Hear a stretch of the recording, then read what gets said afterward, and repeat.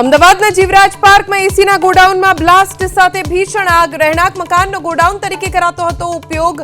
Fire વિભાગની 4થી વધુ ગાડીઓ સ્થળે.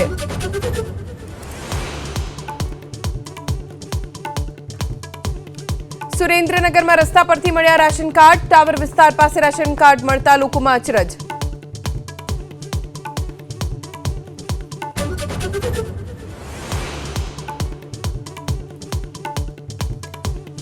સુરતમાં ડ્રગ્સ કેસમાં વોન્ટેડ આરોપી આદિલ વાણિયાની ધરપકડ. 55.48 લાખથી વધુનું ડ્રગ્સ મગાવ્યો હતો. સમગ્ર મામલે તપાસ શરૂ.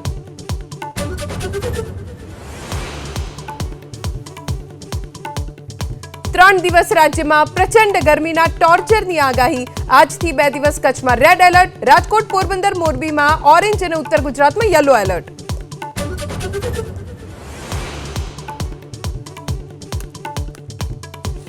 પ્રધાનમંત્રી મોદીએ રામેશ્વરમમાં દેશના પ્રથમ વર્ટિકલ લિફ્ટ બ્રિજ પંબનનું કર્યું ઉદ્ઘાટન. વિકાસ કાર્યોની પણ આપી ભેટ. રામ સેતુ નિહાળવાનો વિડીયો પણ કર્યો પોસ્ટ.